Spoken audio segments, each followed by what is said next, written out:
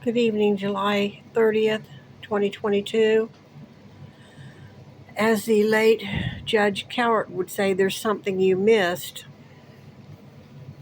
In Chapter 8, Phantom Prince, right before Bundy goes to Salt Lake City to go to the University of Utah, he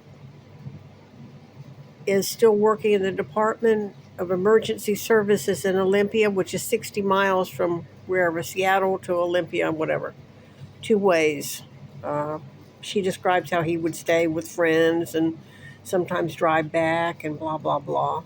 So, right before he leaves that position, there's four people that reported him about Lake Sammamish. Ann Rule reported him after she found out he had a tan Volkswagen um, registered to him. She didn't think he had a car, but he did have a car. Liz Clover reported him and said, no, he's up there a week before, and then all of a sudden this happens a week after, and I have all these suspicious feelings and bags of clothes and boxes of keys and, just different odd medical things in his house and cleavers and stuff. Okay.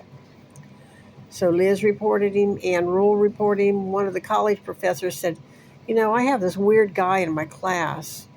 Some of the times he seems straight-laced, but others he's just a weird duck. Something's wrong with him. His name is Ted. He goes to my psychology class. And then somebody from the Department of Emergency Services said that yes, after Lake Sammamish, they wondered if it wasn't him because they're reading all these articles about Ted with a tan Volkswagen.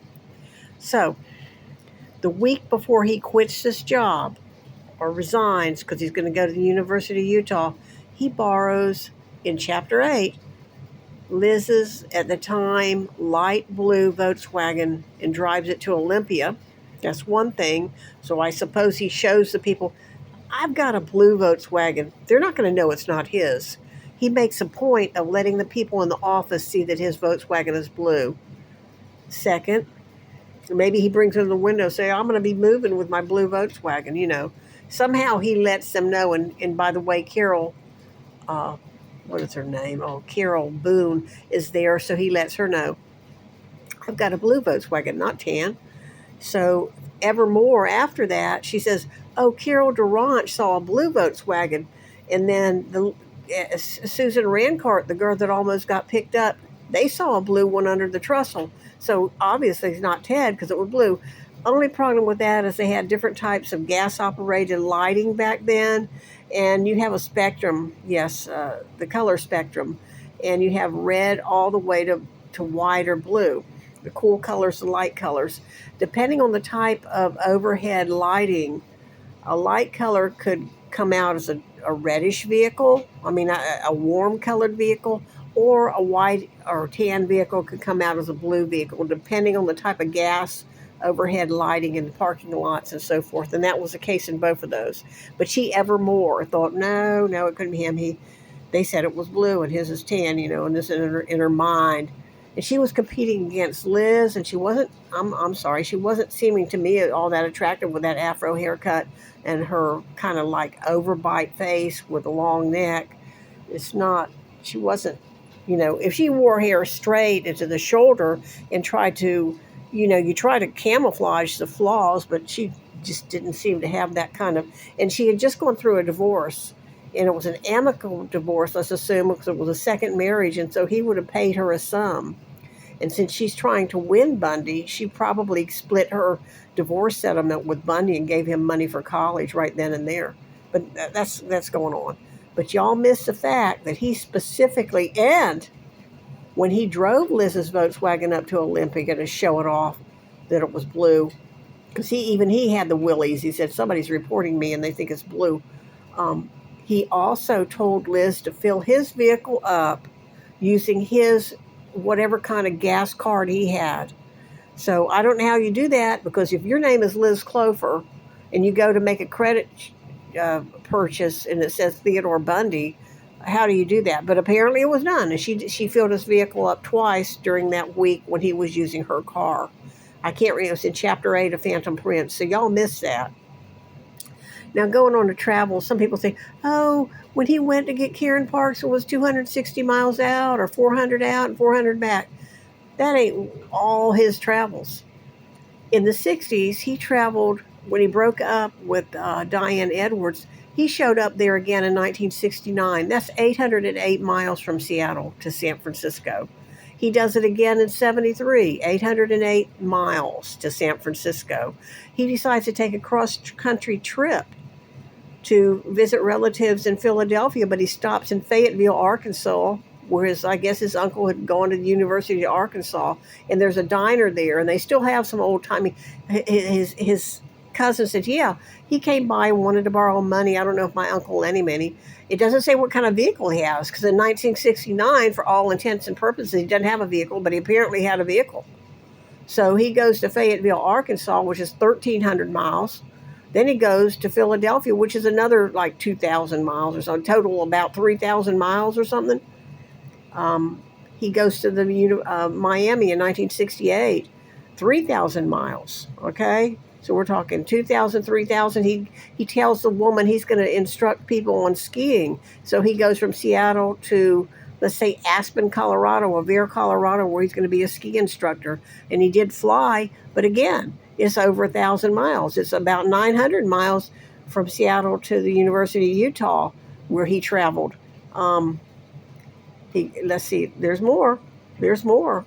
When he escaped, he went from Aspen, Colorado to Ann Arbor, which is about 1,300 miles. And then from Ann Arbor down to Tallahassee, I think another 1,300 miles.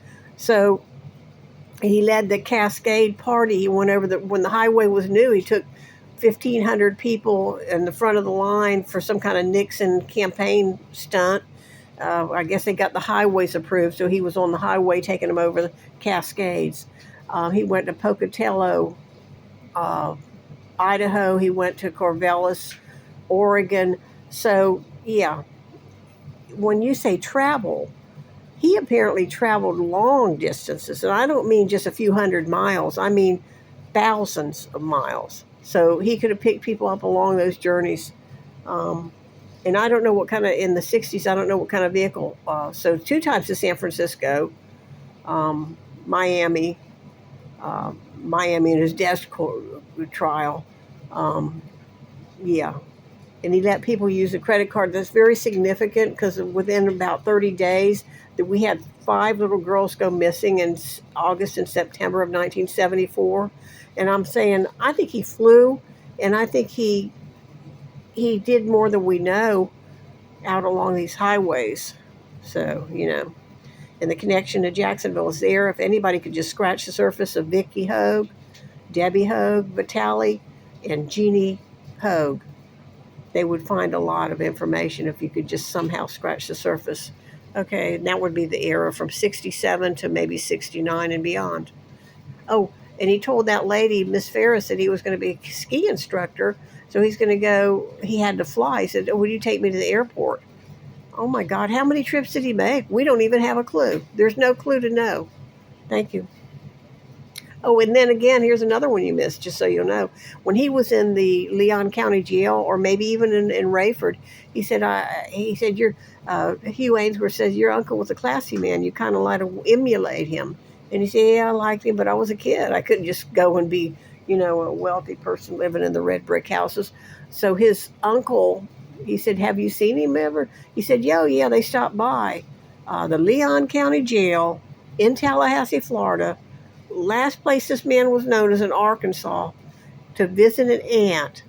They were coming through to visit an aunt, which indicates to me that one of his aunts had moved to Florida at some point historically. So all these things are just dropped, and I don't know why. He's going to protect people, but it's not a matter of protection. It's a matter of trying to figure out who all the hell else he may have murdered on these thousands of mile trips. It wasn't some light thing. He traveled thousands of miles. And I think he did it when he was a teenager, too. I don't know if he borrowed cars or what he did, because if his parents occasionally took a 3-day trip with their church, he said they went on retreats. They're going to be going 3 days, and one of them days he's going to be traveling around in a vehicle he picked up. Another thing that disturbs me is during the 35 days that he was in Florida, during his rampage, he said he had a fleet of several cars. Now, you know about the van, and you know about the orange Volkswagen, and you know about a Toyota.